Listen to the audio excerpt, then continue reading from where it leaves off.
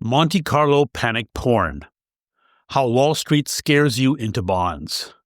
Why Monte Carlo simulations are fairy tales that scare you into a miserable retirement and a smarter fix. Have you ever been terrified by those retirement calculators showing a scary chance of running out of money?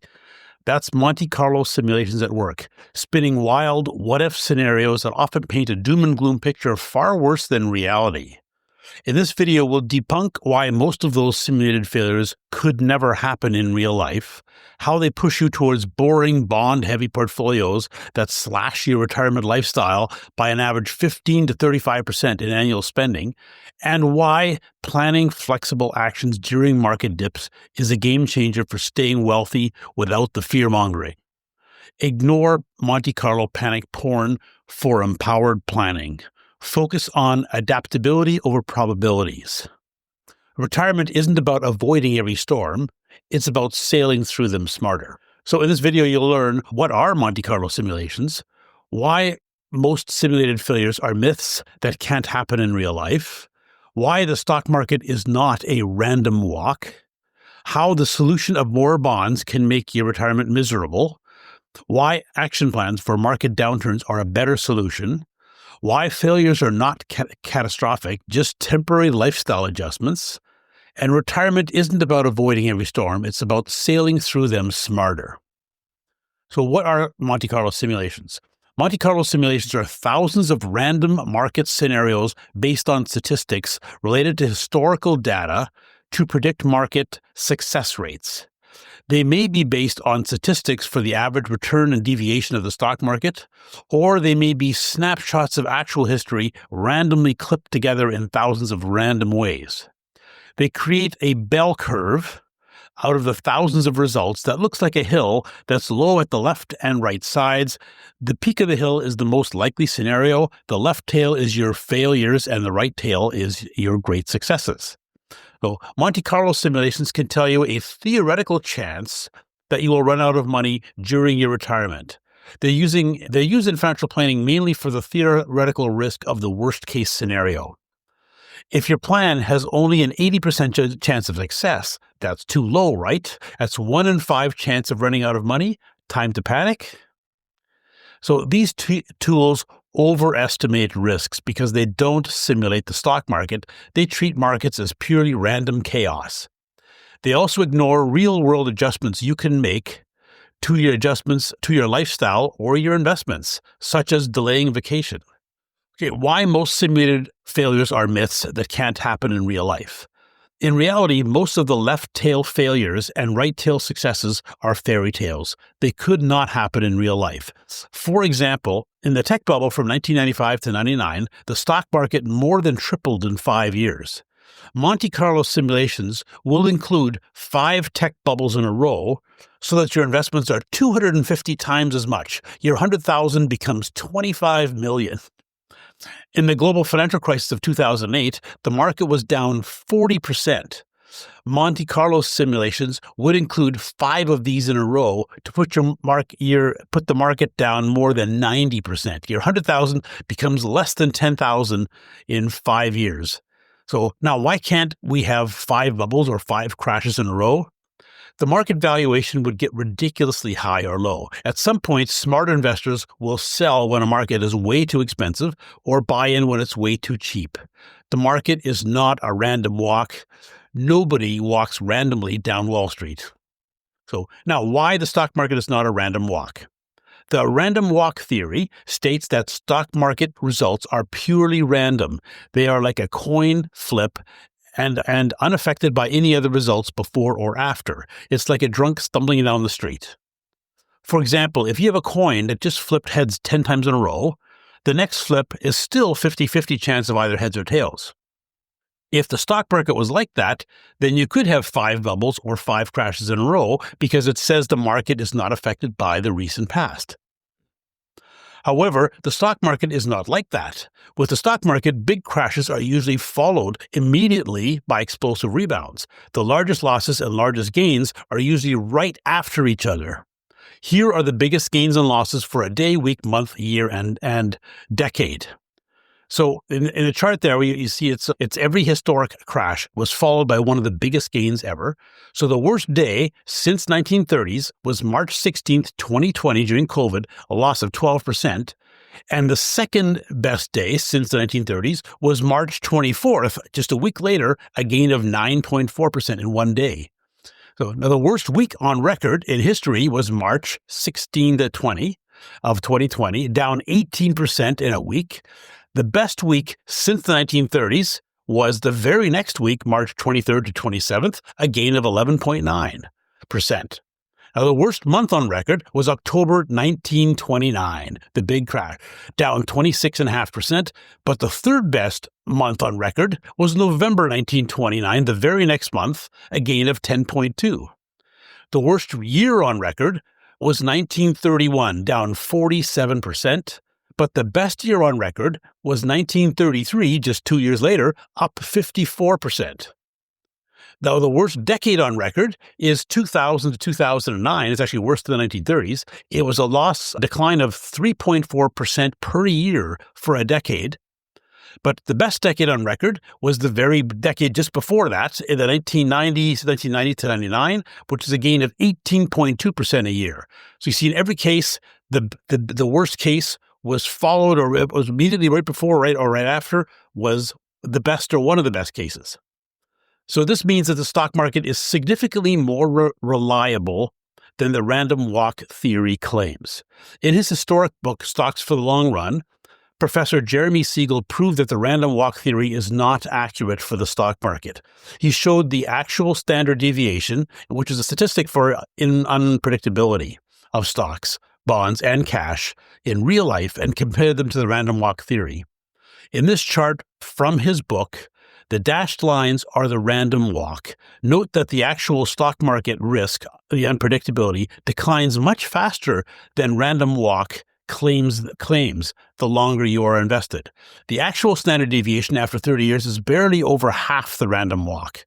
In contrast, the risk of bonds and cash declines much more slowly than the random walk the longer you are invested. For cash, the 30-year risk is more than double what the random walk predicts. Now, the reasons for this is that big gains in the stock market tend to be right after big losses. After big loss, you almost always recover a large portion of it almost immediately. However, bad periods of bonds and cash tend to be followed by more bad periods because they usually result from high inflation, which tends to stick around for a while once it appears. Bonds lost half their value after inflation after 40 years during the bond collapse from 1940 to 1980, and then they had 40 bad years. And then they had their best time ever during the bond bubble from 1980 to 2020. So they tend to have very long periods. Now, how the solution of more bonds can make your retirement miserable. The problem with Monte Carlo simulations is that the recommended solution is usually more bonds or a more conservative portfolio, which can mean a dramatically lower retirement lifestyle for you. The financial software often comes with a dial to turn up the amount of bonds to see how much your failure rate declines. But remember, most of the failures are fairy tales. The result is that you end up with 20 to 50% more in bonds to reduce the chance of failures that are mostly fake. The cost to your lifestyle can be huge. Having 20% more in bonds typically reduces the income from your investments for a 30-year retirement by about 15%. Having 50% more in bonds typically reduces it by 35%. So, for example, investing $3,000 a month for 30 years in 100% equities, that's stock market investments, can give you a retirement from age 65 to age 100 of $100,000 per year, inflation adjusted, just from your investments if you keep the same allocation through retirement. However, if you switch when you retire at age 65 to 20% bonds and 80% equities, your investments will only give you $85,000 per year. With 50% bonds and 50% equities starting in retirement, that's $65,000 per year. So that means $15,000 per year or $35,000 per year less to spend for your entire retirement. There goes those extra trips that you wanted to take every year. That means $15,000 to $30,000 per year less for travel, hobbies, or gifting, turning a vibrant retirement into a frugal one, all to chase the illusion of safety. Is there a smarter way to deal with failures, especially since most are fake? Why action plans for market downturns are a better solution. Having an action plan for what you will do after extra large market declines is a more effective solution. For example, small tweaks such as delaying a vacation can fix 90% of these failures. We call it lifeboat drills. When the market is doing fine, decide what you will do when it declines. When it happens, knowing ahead of time what you will do can reduce or avoid you panicking. For a comfortable retirement, you can keep investments similar to the allocation you had while growing your nest egg. During the retirement, monitor your withdrawals. If your investments are down a lot and you're only withdrawing 4% a year or so from your investments, you probably don't need to do anything. Just keep enjoying your retirement. If your lower investments get your withdrawal rate too high, then reduce your spending for a year or a few years until it's back in line. Market declines rarely last long. In the last 150 years, 88% of stock market declines fully recovered in 1 or 2 years. The most likely scenario is that you will have to make few or no adjustments during your retirement. My 4% rule study showed that withdrawing 4% of your investments and increasing by inflation provided a 30-year retirement 97% of the time with an allocation of between 70 and 100% equities with no adjustments. So my study also showed that you could safely withdraw 5% a year or 6% a year with 100% success if you're able to adjust your lifestyle enough in down periods. So being a bit flexible in your lifestyle from year to year usually means that your average retirement income is probably still about the same. Skip a vacation for a year or two, and then take extra ones in future years. This is unlike being panicked into having more bonds, which means your income is significantly lower for your entire retirement. Monte Carlo simulations assume you will not adjust either your lifestyle or your portfolio. However, action beats inaction. An action plan beats accepting a lower lifestyle for life. Focus on adapting, not probabilities.